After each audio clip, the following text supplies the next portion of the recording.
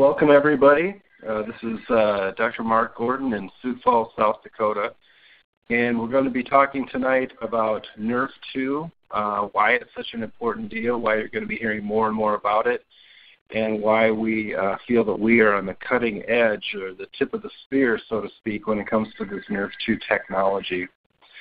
You need to make a disclaimer here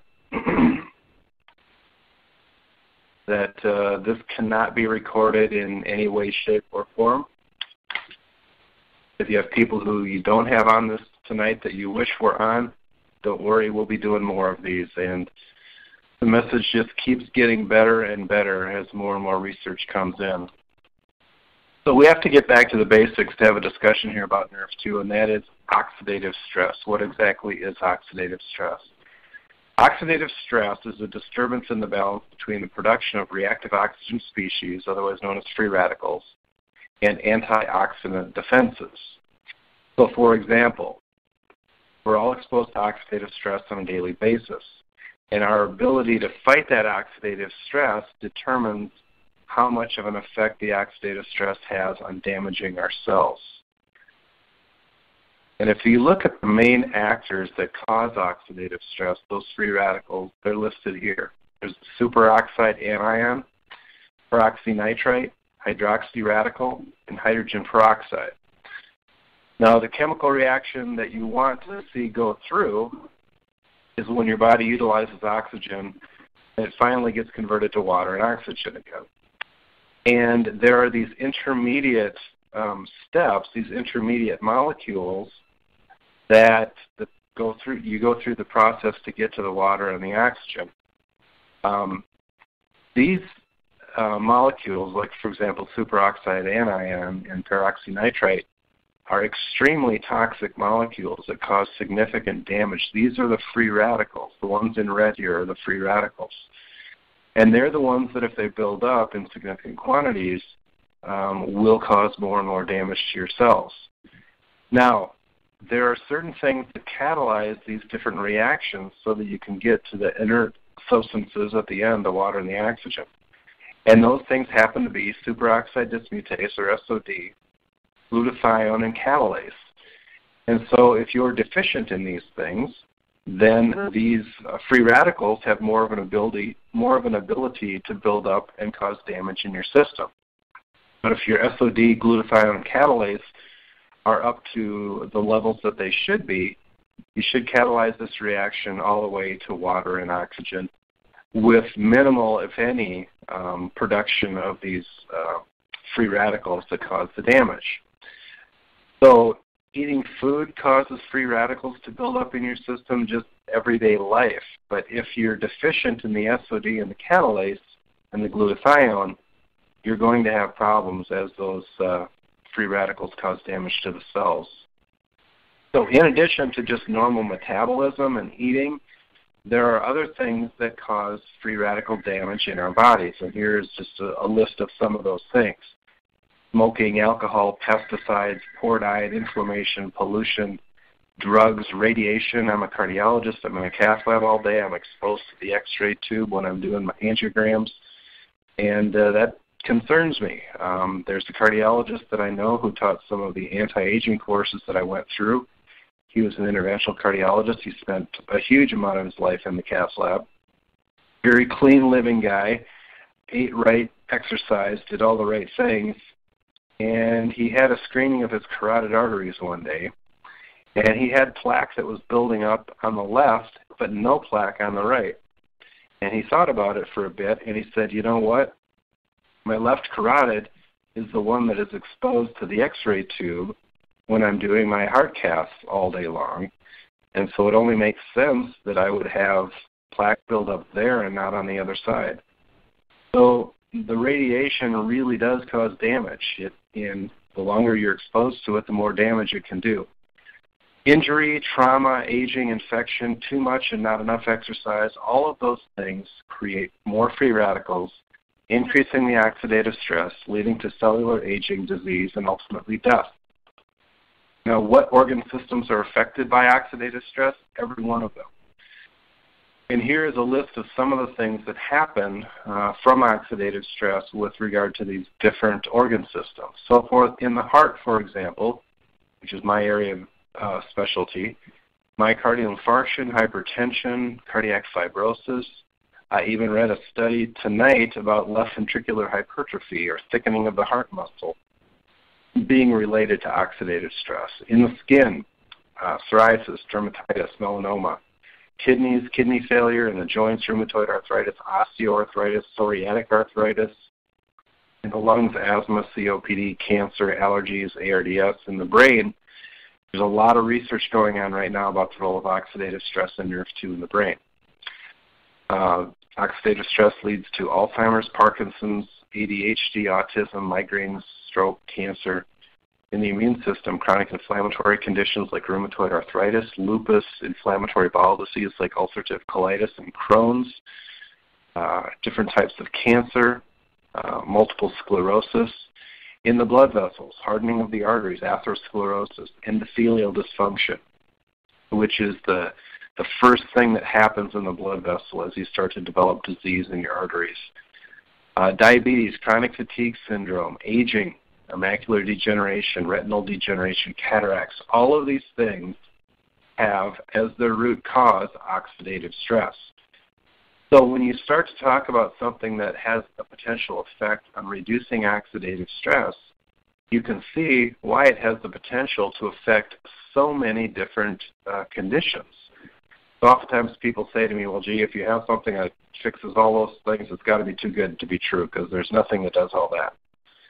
Well, if you begin to understand that it's the oxidative stress that's the common denominator, then you start to realize how it is that attacking one system like NRF2 can in fact have an effect on so many different things.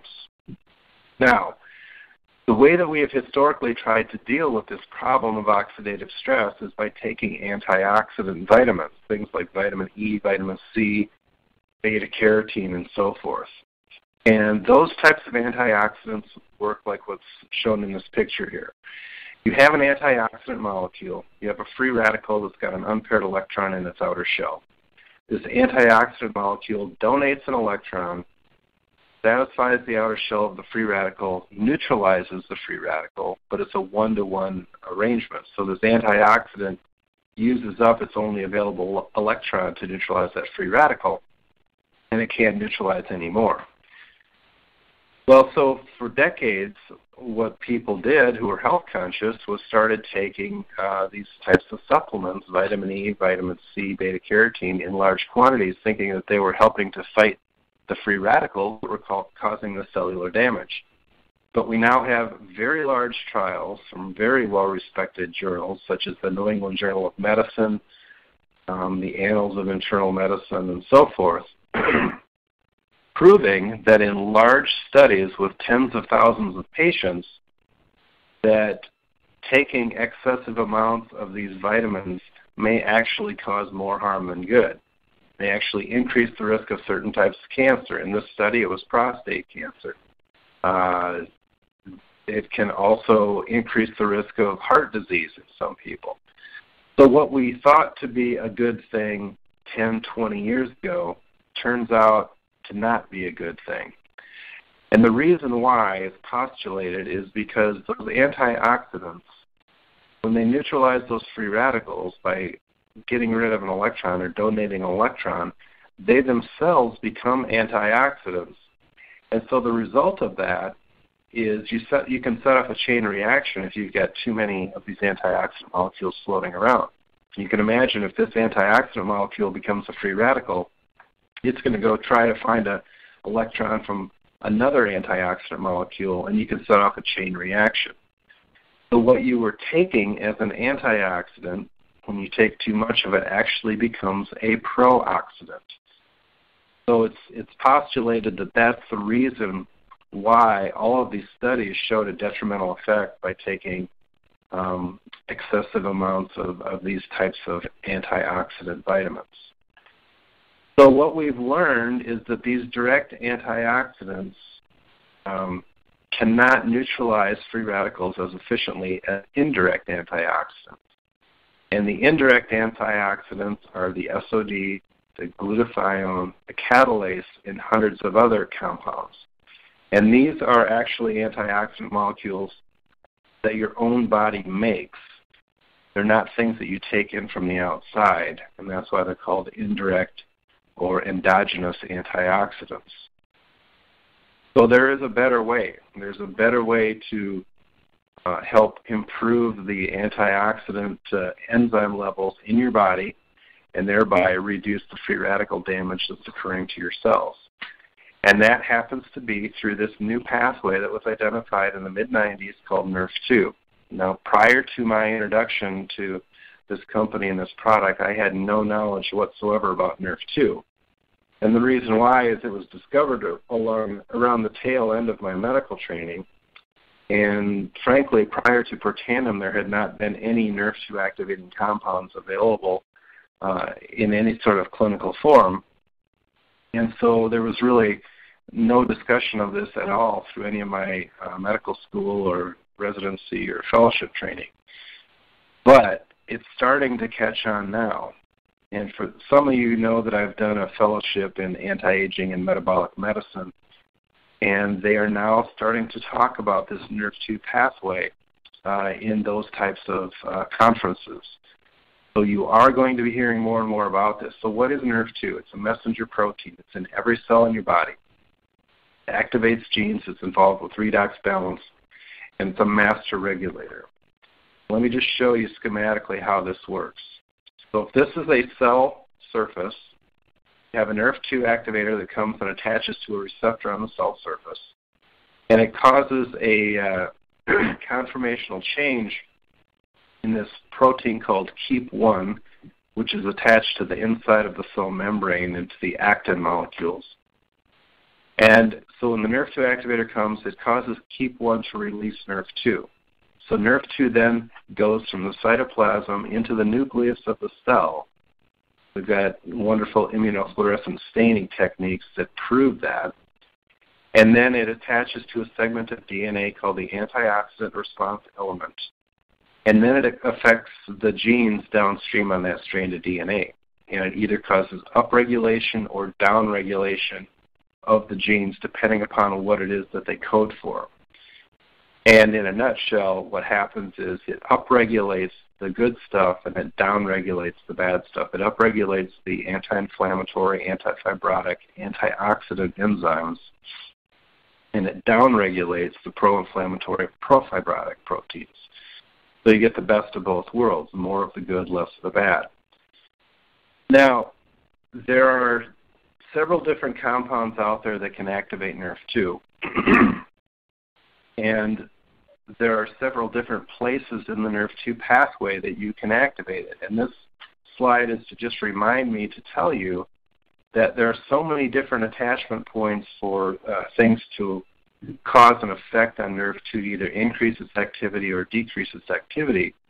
And most synthetic drugs that are NRF2 activators work on one specific part of the pathway. So perhaps they cause increase of the release of NRF2 from the KEAP1 holding protein. Or maybe they cause it to more easily enter the nucleus from the cytoplasm. Or maybe they cause it to attach to the antioxidant response element better. So each individual compound that is a drug will act on one of those specific pathways.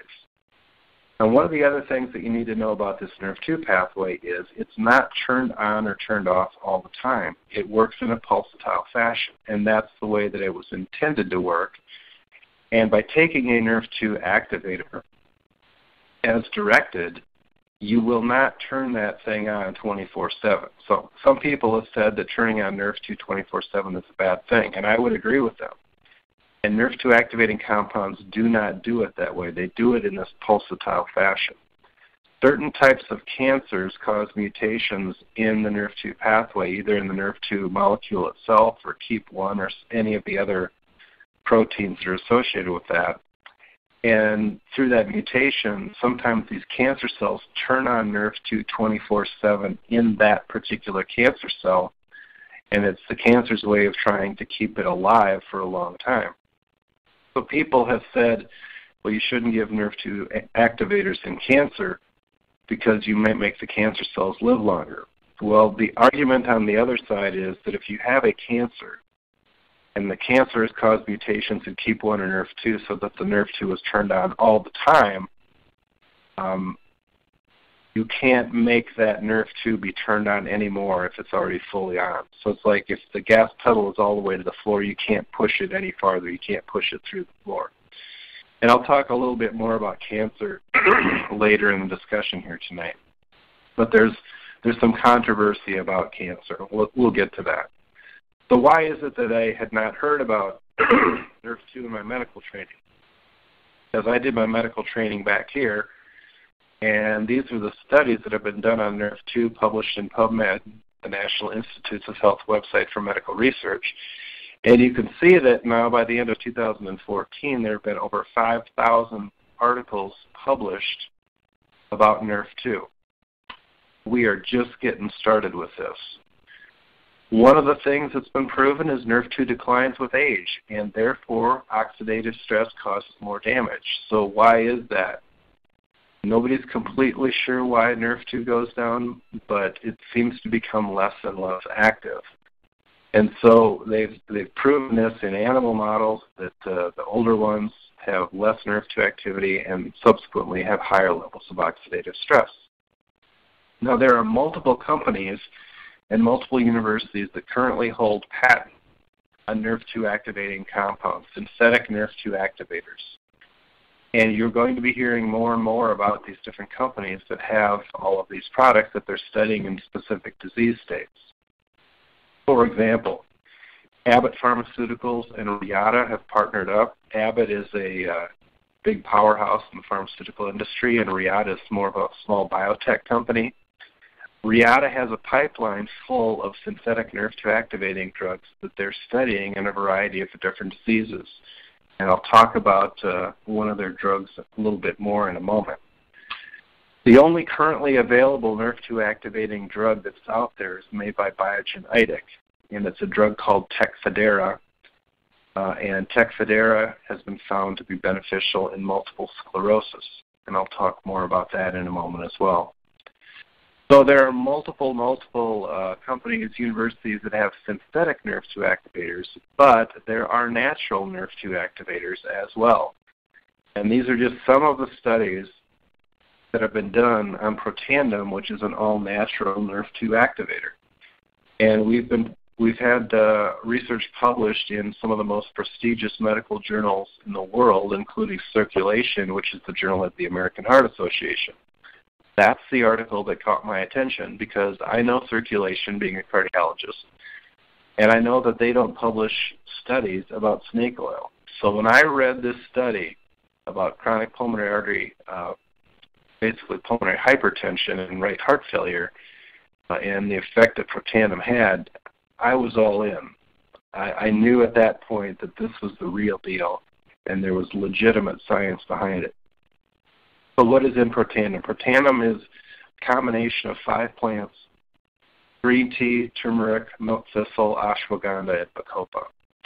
And each of these have their own unique actions, but what they found when they put these 5 together is that it caused a significant increase in these antioxidant enzymes. In this particular study, they looked at hemoxygenase mRNA.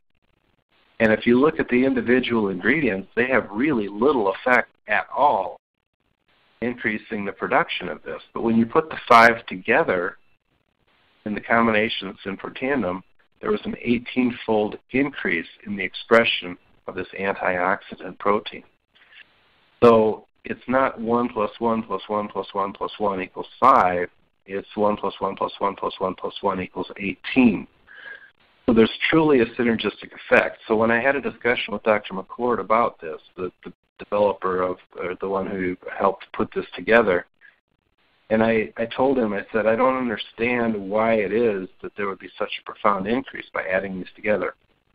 And he said that synergistic effect probably has to do with the fact that each one of these things may act on a different place in the NRF2 pathway.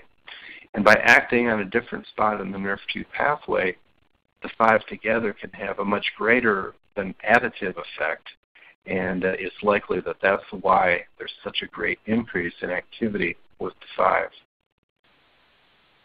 This was the first study that was published with proteindum, and in this particular study, they showed a couple of things. First, superoxide dismutase increased by 34% after 120 days, and they had to do it for 120 days in the study because they were measuring it in blood cells, and the blood cells turn over every 120 days, so you had to wait for a complete cycle to pass to measure it. And catalase increased by 54%. The more profound thing that they saw, however, was the reduction in oxidative stress measured by T-bars. And so if you look at this black line here, this was the baseline group, okay, and their level of oxidative stress based on age. So they went from people from the age of 20 all the way up to the age of 80. And as you can see, as you get older, the oxidative stress level increases. And one of the interesting things that they saw was that those people that were taking supplements of vitamin E and vitamin C actually had higher levels of oxidative stress than the baseline group that was not taking any vitamin E or vitamin C supplements. Now, it did not reach statistical significance, but there was a trend towards higher levels of oxidative stress in those people that were taking those supplements. Now, when they took proteindum for 30 days and they measured the T-bars again, everybody's oxidative stress level was reduced down to that of a 20-year-old. Didn't matter where they started. On average, it was reduced by 40%, and it was highly statistically significant. That is a big deal. There is no other supplement or drug that I am aware of that can make that statement. So an average reduction of 40% in oxidative stress levels. An article that came out in February of this year, and it's a fantastic article for anybody who really wants to dig deep into NRF2, what it can do, what it's been proven to do in different studies. And I'm going to talk a little bit about some of the findings that were discussed in this article. So one of the things about NRF2 is it's a gene regulator. As I mentioned, it upregulates and downregulates things. It upregulates the good genes via NRF2. NRF2 has another effect on another messenger protein called NF-kappa B. NF-kappa B is responsible for all the bad stuff. So when NF-kappa B is stimulated, then you get pro-inflammatory, pro-fibrotic products that are made. But NRF2 downregulates NF-kappa B, so it downregulates the production of all of that bad stuff. And then there's some other effects that NRF2 has on other gene transcription and so forth. NRF2 has been studied with regard to the antioxidant effects and the protective effects on the cell. Cytoprotective means cell protection. And there's a lot of different agents that NRF2 activates or increases the production of that help with this cell protection. We've talked about some of them: glutathione, superoxide dismutase, and catalase. But there are a number of others that we rarely ever touch on, but these are very important compounds to help get rid of toxic molecules in our bodies.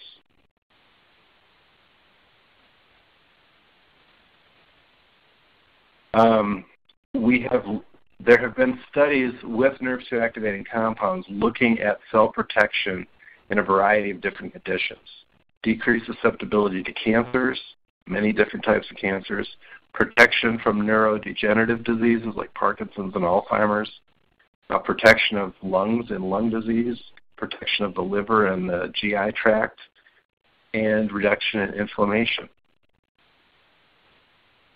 And one of the big things that NRF2 does is it's very important in the detoxification pathways. And there's a lot of genes, 25 different genes, that code for enzymes that detoxify these xenobiotics, these foreign molecules that we take into our body and just into our body every day.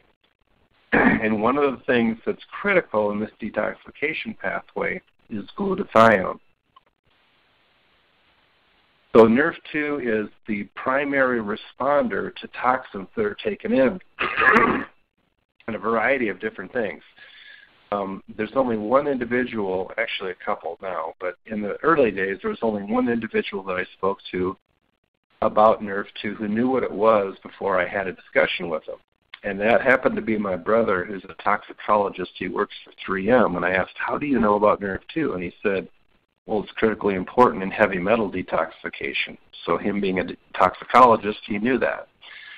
So there are a few people out there who you'll bump into from time to time who may have an understanding of what NRF2 actually is, but they're few and far between. So what about glutathione? Glutathione is dramatically upregulated or increased in production with NRF2 activation, in some studies as much as 300%. It is the most important detoxification enzyme. It also is an antioxidant, and it's also important in the nitric oxide cycle, which is what regulates blood vessel health. It's also involved with repairing DNA, making proteins, activating enzymes, and every organ system in your body is affected by glutathione. People who are highly toxic, who have lots of toxins in their body, typically have very low glutathione levels. And I'll show you why. There are two phases of detoxification. Phase 1 and Phase 2. Phase 1 uses the cytochrome P450 system. Phase 2 uses conjugation pathways. And so when you take a foreign molecule into your body, it goes through Phase 1 detoxification in the liver through the cytochrome P450 system. And then that converts the molecule into an intermediate metabolite, so an intermediate molecule. Then Phase 2 kicks in, and it converts that molecule into something that is harmless, that can be excreted in the urine, bile, or in the stools. Well, the one most important molecule involved with both Phase 1 and Phase 2 is glutathione. So these people who are highly toxic tend to have very low glutathione levels. And what ends up happening is they can probably get through Phase 1 detoxification okay, but they build up these toxic intermediate molecules that they can never get rid of in Phase 2. And these intermediate molecules oftentimes are more toxic than the parent compound that you adjusted in the first place. So they get a buildup of all these toxic intermediate molecules and all of the associated health conditions with that. So one of the things that you do sometimes see in a patient like this who's highly toxic, if they start taking a NRF2 activator, they may go through what we call a detox reaction. And what that is essentially their body, when you start to rev up their glutathione levels and get them up to where they need to be, Phase 2 and the detoxification pathway starts working again. You start mobilizing these toxic intermediate molecules, and you start getting rid of them. But in order to do so, they have to pass through the bloodstream. So as they're passing through the bloodstream, these toxic molecules, you may actually feel sicker before you start to feel better.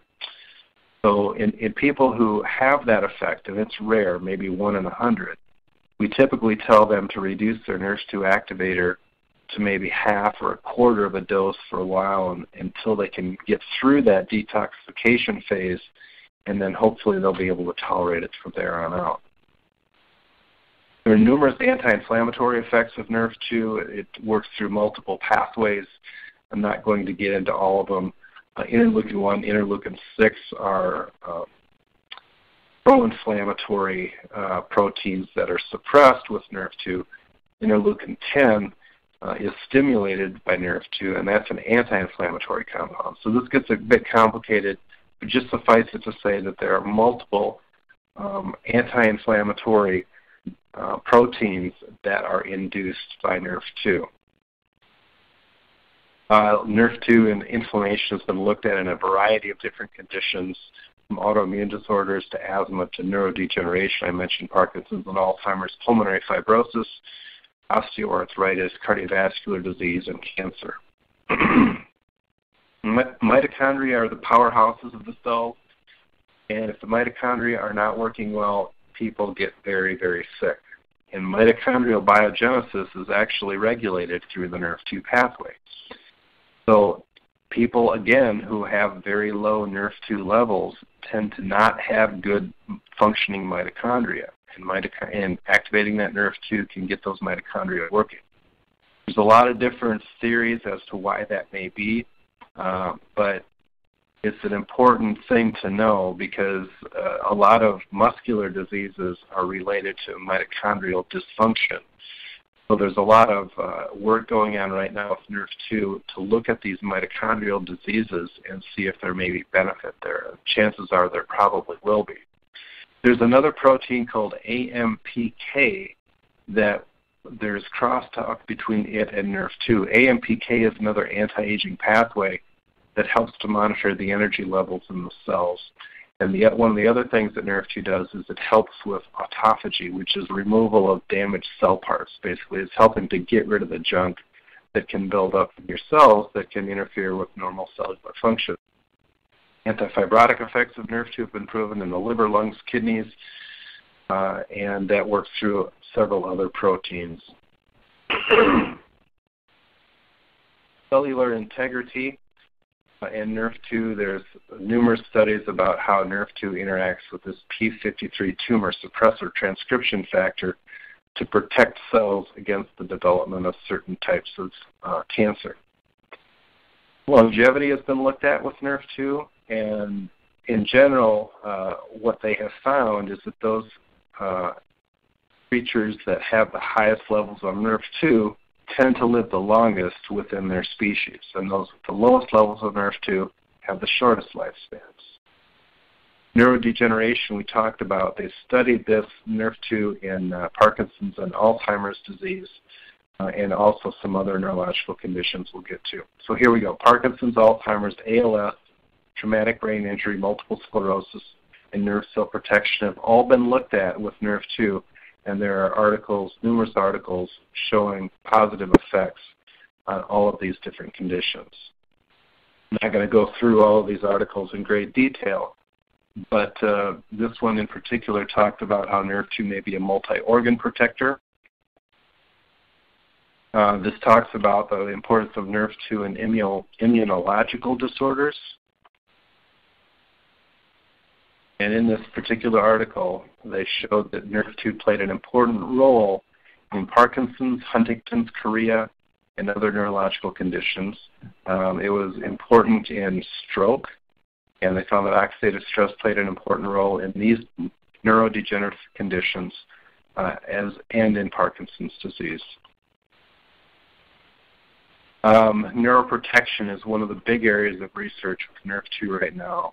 Several of the companies are studying their synthetic NRF2 activators on neurological conditions, and as I mentioned, Tecfidera has been studied in multiple sclerosis.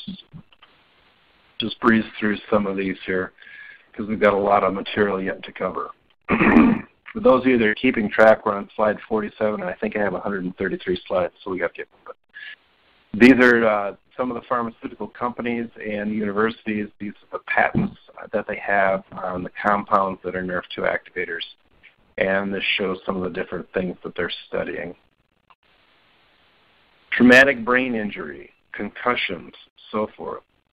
NRF2 has been studied in these conditions and has been found to be beneficial in recovery from traumatic brain injury. One of the things that it does is it protects the blood-brain barrier, and it also has anti-inflammatory effects that probably help with the healing of the brain. Ischemic stroke, ischemic as opposed to hemorrhagic. The difference is ischemic is you shut off blood flow to the brain, and hemorrhagic is you bleed into the brain. NRF2 has been found to be beneficial in recovery in both of those conditions. Parkinson's disease, being actively studied right now by a variety of universities, looking at NRF2 and how that may be beneficial. One of the things that seems to be fairly common in these neurological conditions are the fact that the glutathione levels tend to be reduced. So it might be, at least in part, that the NRF2, one of the protective mechanisms of NRF2 in these conditions may be by raising the glutathione levels. There's a very interesting video on YouTube that you can look at of a gentleman who has Parkinson's disease, and he gets an IV infusion of glutathione, and it looks like he's a new man. So glutathione does certainly play a role there. Cerebral inflammation can be suppressed with NRF2 activation. Talking about Parkinson's disease, many of you guys know the Michael J. Fox Foundation for Parkinson's research and they are now actively studying NRF2 as a protective mechanism in Parkinson's disease. So don't know where they're at in the research on that and how much longer it's going to be, but it'll be interesting to see that study when it comes out. They said lots of people doing research in Parkinson's disease, and one of the other aspects I mentioned about the glutathione, but the mitochondrial dysfunction that can be improved with NRF2 activation may also be one of the ways in which it helps in that particular disease. Alzheimer's disease, they have found decreased levels of NRF2 in a certain part of the brain called the hippocampus in patients that have Alzheimer's disease. And they found that if you increase NRF2 activity, you can reduce the cell death in that part of the brain. So there may be some benefit in Alzheimer's. We don't have any definitive studies in that area yet, but certainly that's an area of active research. Now with Protandim specifically, the first thing I have to mention to you is Protandim is not a drug, it's a supplement based off of 5 plants. And as a supplement, we can't make any claims that it cures, treats, or prevents any particular condition. What I can do, though, is show you the research. And they have looked at Protandim on the genes associated with Alzheimer's disease. And with Alzheimer's, there are actually 66 genes associated with that disease. And if you look at what happens when you take Protandim, of the 66 genes, 43% of the genes were modulated by Protandim in the opposing direction of the disease, meaning that if the disease activated that particular gene, Protandim turned it off in 65% of those particular genes. So that, again, NRF2 is actively being looked at in Alzheimer's disease. Multiple sclerosis. This is the one specific disease where they do have an FDA indication for a NRF2 activating agent, a drug called Tecfidera, made by Biogen Idec. The chemical name for Tecfidera is dimethylfumarate, and it promotes NRF2 activation through direct modification of the KEAP1 protein, that holding protein. So they've done 2 studies with this drug that were very, very landmark kind of trials in MS. And in this particular study called the DEFINE trial, they showed a 49% reduction in relapse rates at 2 years in the patients that were taking the drug. They then did another study called the CONFIRM trial, and in this particular study they showed a 44% reduction in relapse rates at 2 years. So that's pretty amazing. And this particular drug, in its first year, sold $3 billion worth of product. And in their second year, I think it was $4.2 billion. I think it became the most widely prescribed multiple sclerosis drug in the United States in just the first 2 years of its use. Now, this is another article that I oftentimes refer people to because it gives you a great synopsis of what NRF2 is, gives you some background information on NRF2, and there's some comparative data with other compounds. So this was an article that was done by Dr. McCord, and in this particular study, one of the things that they did is they did a side-by-side comparison of NRF2 activating compounds. They looked at Protandim, bardoxolone, BG12, and sulforaphane.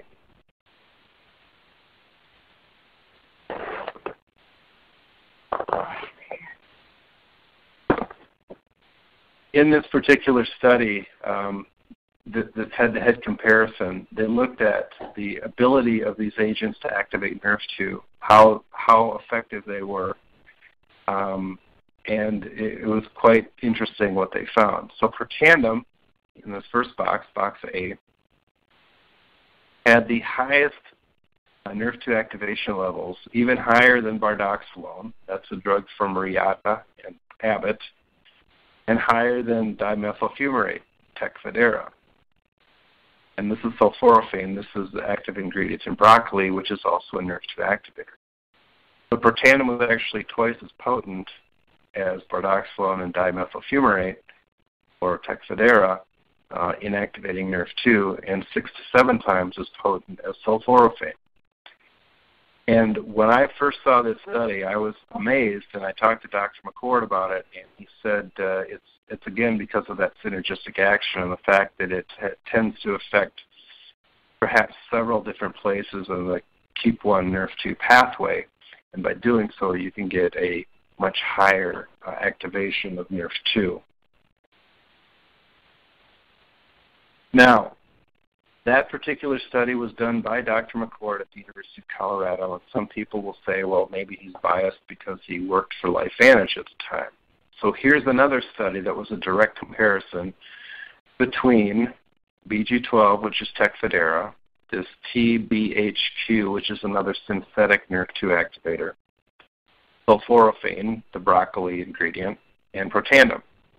They were compared in this study looking at NRF2 activators in multiple sclerosis.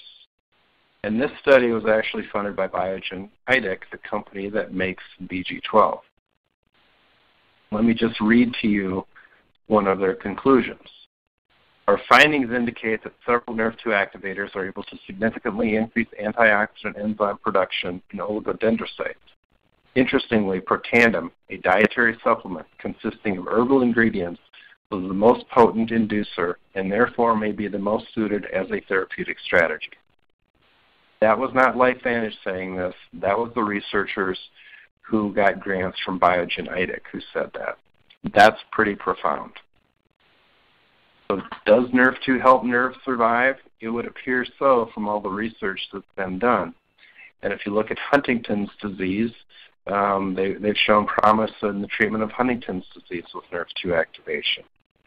ALS, actively studies going on right now, and I had a phone call with a researcher from Duke University last week who wants to do more research with regard to NRF2 in ALS. So an active area of research once again. This is a particular study that was looking at acute mountain sickness and showed that NRF2 activators with Protandim or other off-target effects of other compounds before high-altitude hypoxia reduced cerebral vascular leak, basically that it could be a potential treatment for acute mountain sickness, which I wish I would have had when I tried to climb Long's Peak many years ago. Now, this is a very interesting article looking at how NRF2 can protect the brain cells against ethanol-induced apoptotic death. For those of you that don't have a scientific background, what does that mean? That means that, well, let me read their conclusion. These studies illustrate the importance of NRF2-dependent maintenance of glutathione homeostasis in cerebral cortical neurons in defense against oxidative stress and apoptotic death elicited by ethanol exposure. So everybody's heard that if you drink too much alcohol, it kills brain cells. Activating NRF2 has the potential to prevent that from happening. But I still haven't called the guy that owns this company called Hangover Heaven, but he offers some therapies for people who imbibe a little too much and they travel around in a bus to different events like motorcycle rallies, I presume. And they have 3 different recipes that you can get, the redemption, the salvation, or the rapture. And I would think it would be interesting to include a NRF2 activating compound in their cocktail and see how that works for them. This is another article that I frequently reference to folks who are trying to get a handle on what NRF2 is.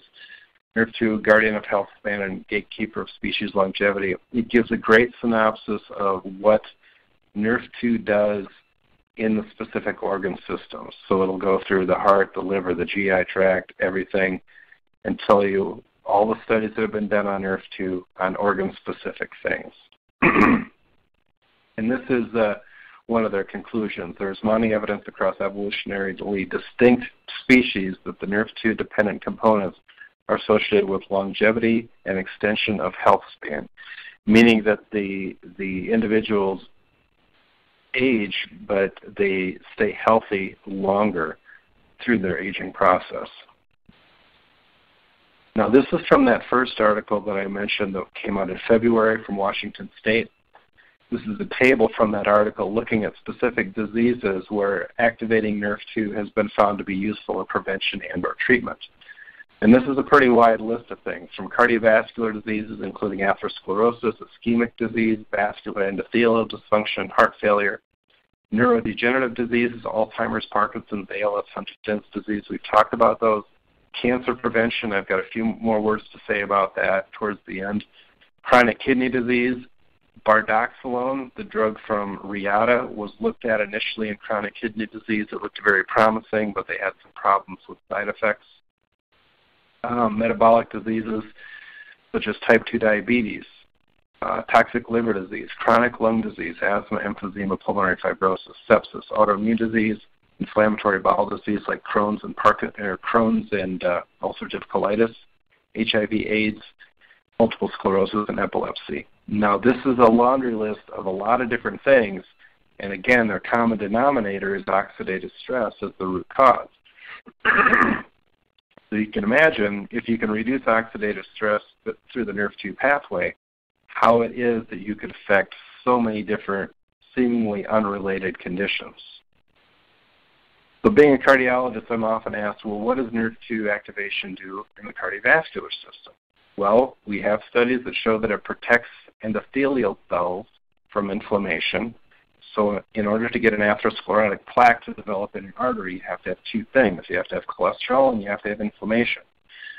We have good drugs that treat the cholesterol part, but we don't have good drugs that treat the inflammation part. So activating NRF2 may be beneficial in that regard. It upregulates detoxification enzymes, so you may actually protect against ischemic injury. When I was a cardiology fellow, one of the studies that we were doing was in patients who were having heart attacks. We were injecting superoxide dismutase down their coronary arteries to try to reduce the size of the heart attack. That's what they're talking about here. It mediates mitochondrial biogenesis. So one of the problems in patients that have heart failure is their heart muscle cells aren't working as well as they should. So there's some suggestion that if you activate NRF2, make their mitochondria work better, their muscle cells in their heart may work better as well. And I don't know of any particular studies that have proven that, but I've seen clinical cases that that has actually happened.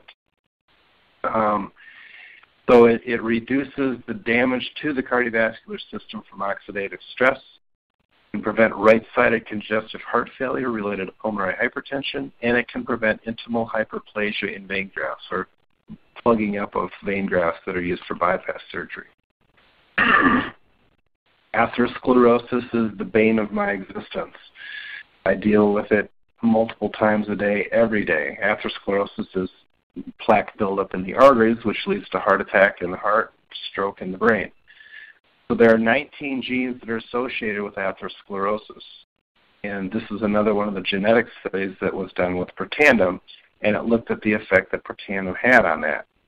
And what they found is, of the 19 genes, 16 of them, or 84%, were modulated by Protandim in the opposing direction. Again, so if the disease caused the gene to get turned on, then taking Protandim caused it to get turned off. And again, I'll emphasize that Protandim is not designed to be a treatment for any specific disease or prevention of any specific disease, because it is a natural supplement. We're not allowed to make such claims.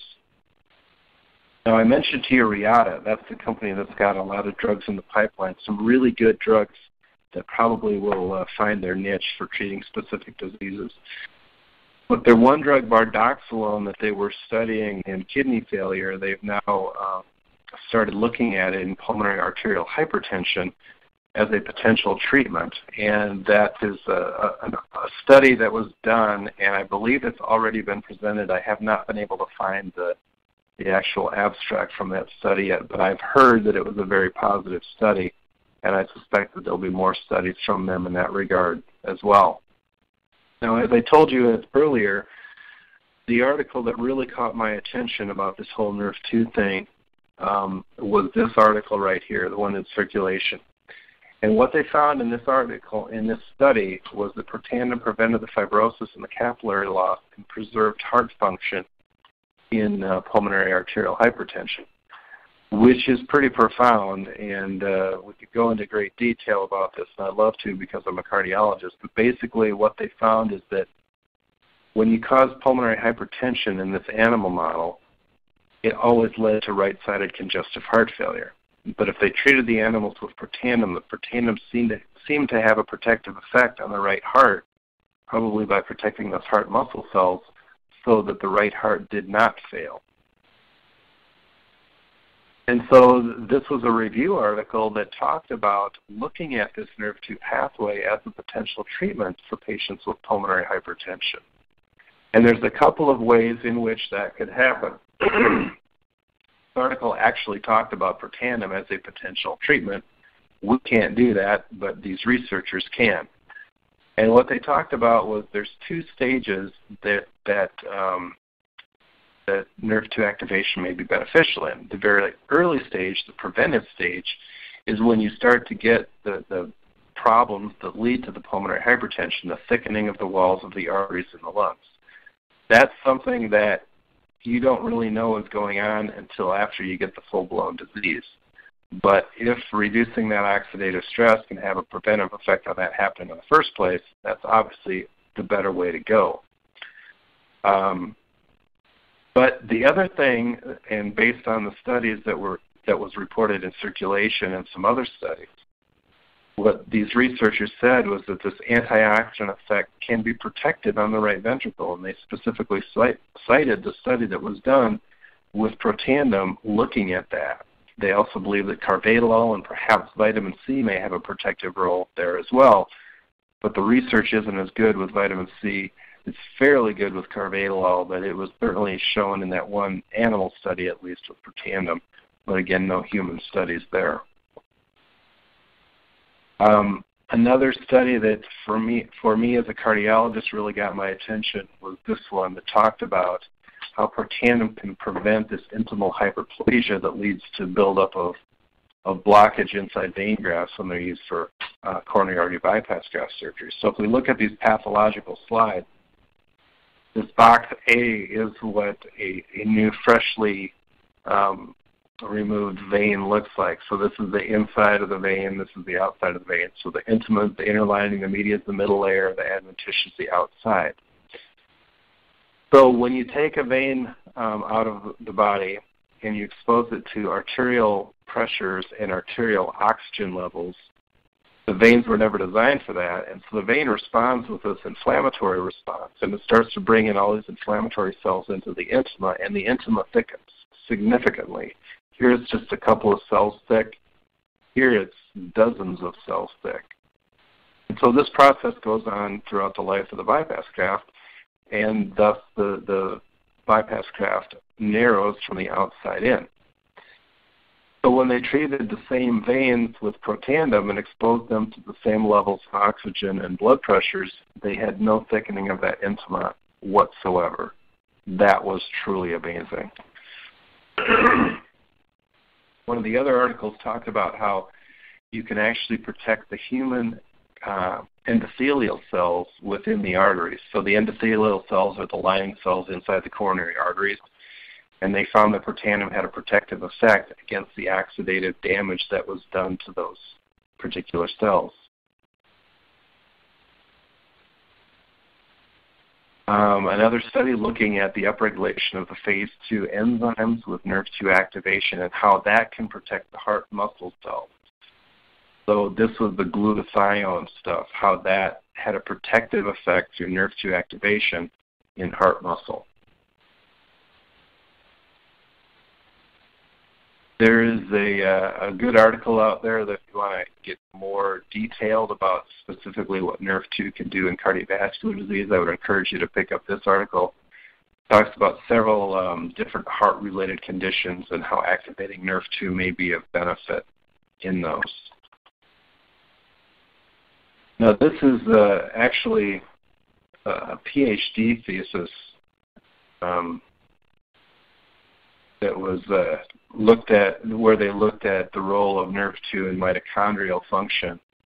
And one of the conclusions was as many human pathological conditions have oxidative stress, inflammation, and mitochondrial dysfunction as essential components of their pathogenesis or their cause, activation of NRF2 holds promise for disease prevention and treatment.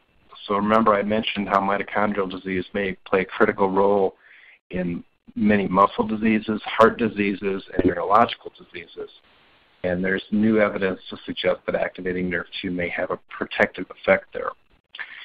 Now, I mentioned early on that study with protandim, how it showed a 40% reduction on average in oxidative stress measured by those T-bars. And so people have often asked me, well, T-bars, I've never heard of T-bars. What are T-bars? T-bars is a measure of oxidative stress or cellular aging, whichever way you want to look at it. And does it have any clinical relevance? Absolutely it does. This was a study that was published in JACC, the Journal of the American College of Cardiology, back in 2004. And what they found, and I have no idea why this study didn't get more press than it did. You would have thought that the press would have been all over this because this was a really big deal. If you look at the results, they measured T-bar levels, and they put people into 4 quartiles from lowest T-bars to highest T-bars. And what they found is when they compared the people with the lowest T-bars versus those with the highest T-bars, the reduction in cardiovascular events was profound. There was a 5-fold reduction in heart attack going from the highest T-bar level to the lowest T-bar level. And every type of cardiovascular event you can think of was significantly reduced in those patients that had the lowest T-bars.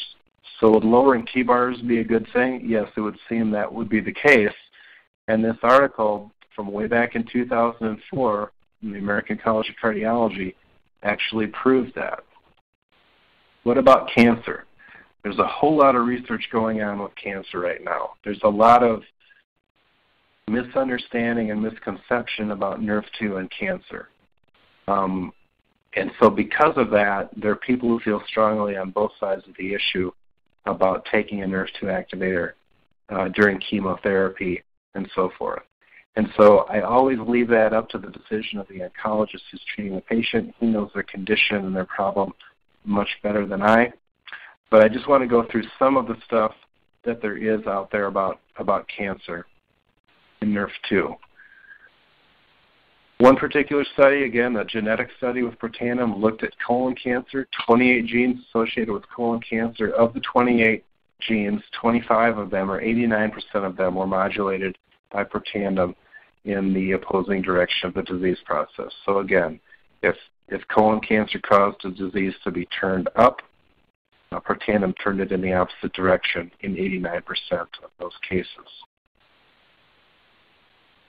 Here is a study looking at the protective effects of protandim on skin cancer done from Louisiana State University. Another study from the same researchers identifying this P53 tumor suppressor marker and superoxide dismutase playing the role of suppressing tumor activity with protandim. This was a PhD thesis from a gentleman at the Mayo Clinic, a physician, looking at protandim as an approach to ovarian cancer. And it started with this case, this woman that came to him with metastatic ovarian cancer. And what they had done was they did a debulking procedure, did chemotherapy. This is the CA-125. It's a blood marker of cancer activity with ovarian cancer. And it went down to almost 0. And then the CA-125 level started going up. They found some mets in her abdomen, some metastases. They recommended a repeat chemotherapy. She didn't want to do that. She took protandim instead, and her CA-125 levels came back down. They also showed CT scans, and these don't project very well, but basically what they found, if you look at 2010 through 2011, there had been some metastases here along the liver, and also in this area here, and that had shrunk when it had gone away completely, and this one has shrunk after 1 year of taking protandim. So again, we're not saying that protandim is a cure, treatment, or prevention for any specific disease. I'm just showing you the results of this gentleman's thesis that he submitted to the Mayo Clinic graduate school. And now he's doing additional research looking at protandim and NRF2 activation for ovarian cancer models. So it'll be interesting to see what further comes from that. Here was another PhD thesis from a person from University of Montreal, looking not at cancer, but rather at arthritis, osteoarthritis. And there's this one particular protein called HNE that is involved with cartilage damage in osteoarthritis. And what they found was that NRF2 activation with protandim could play a role in preventing that cartilage damage. And so what they said, we found that oral administration of protandim at 10 milligrams per kilogram per day reduced the cartilage damage. So that's pretty interesting information as well. Again, we can't say that we're a cure, treatment, or prevention for anything. I'm just showing you the results of other researchers' studies. Now, if you look at the individual ingredients, they all have some degree of NRF2 activation, but the combination was clearly the best. And there are actually two preparations. There's the U.S. version and there's the Japanese version. And that has to do with the fact that one of the ingredients was felt to be a drug in Japan, but not in the United States. I think that was the ashwagandha. And so they replaced that with black pepper for the Japanese version. But the NRF2 activation for both the U.S. and the Japanese were very, very similar, nearly identical. So protandim actually has 7 patents now in the U.S. and 3 international patents because of that unique synergistic action. We had talked about how the NRF2 activation could increase the levels of SOD and catalase and so forth. And this is a study that was done in muscular dystrophy showing a reduction in osteopontin, reduction in T-bars. Osteopontin is a fibrotic protein that tends to build up as scar tissue in the muscles. And this is just a picture from that. The white area here is the scar tissue. So these were the animals that were treated with protandim. These were the animals that were not. So you could see a significant reduction in the scar tissue. Talked about this article, the NRF2 healthkeeper, or guardian of health span and gatekeeper of species longevity. Go into any more detail on that. Now to talk about how big this NRF2 thing is. You know, some people have said to me, is this just a fad? Is this just a passing whim? Is this going to hang on? Is this going to have staying power? Well, the first ever international NRF2 conference took place at Cambridge, England, in January of this year. And we had 2 scientists from LifeVantage who were there presenting abstracts. And one of them, Dr. Sveta Silverman, who is a pathologist from Edmonton, Alberta, was there, and she has such intimate knowledge of what NRF2 does in various cancers and so forth, and it's amazing to sit down and chat with her. She's an incredibly bright individual. She presented research that she did herself on the appearance of breast cancer with NRF2 activation with protandim. Now, even more recently, the November issue of Free Radical Biology and Medicine, the entire issue was devoted to NRF2. And for any of you science geeks out there, I would encourage you to get your hands on a copy of this. The stuff in there is absolutely amazing. And Sveta was nice enough to take some notes. I haven't had a time to read these articles in detail, but some of the stuff in there, a lot of it is things that I've already mentioned, but more scientific validation for that. And I would encourage you to pick up that article. Maybe sometime in a future presentation I'll go through everything more thoroughly so I can give you a synopsis of what they found in there. But for them to devote an entire issue to NRF2, you combine that with the fact that they had the first ever international NRF2 conference. All these pharmaceutical companies are getting on board developing NRF2 activating compounds. Yes, this thing is about ready to take off. The entire world is going to know about NRF2 in the very, very near future. And in my anti-aging conferences, I had mentioned that they're starting to talk about this NRF2 pathway and what an important thing it's going to be. And one of the speakers at one of the conferences I was at in April of 2014 stated this. He said, NRF2 is a revolution in science and is the most important anti-aging pathway in the human body. Now, the article from Washington State University summed it up like this. We may be on the verge of a new literature on the health effects of NRF2, which may well become the most extraordinary therapeutic and most extraordinary preventive breakthrough in the history of medicine. It doesn't get any more profound than that, guys. This is a big, big deal. And you're hearing about it so early on. Imagine if you had this information about some other technology like iPhones or Samsung Galaxies before they came out. So you need to decide what you're going to do with this information. If this is something that you're going to share with other people or if you're going to keep it to yourself. My recommendation would be to share this with other people and let them experience the benefits of NRF2 activation as well. So thank you guys very much for your time. I appreciate you taking time out of your busy schedules to be on this webinar tonight. We will certainly be doing more of these in the future, talking about new science that comes out, and anything new in the area of NRF2, we'll be sure to keep you updated on. Have a great night. We'll see you all soon. Bye-bye.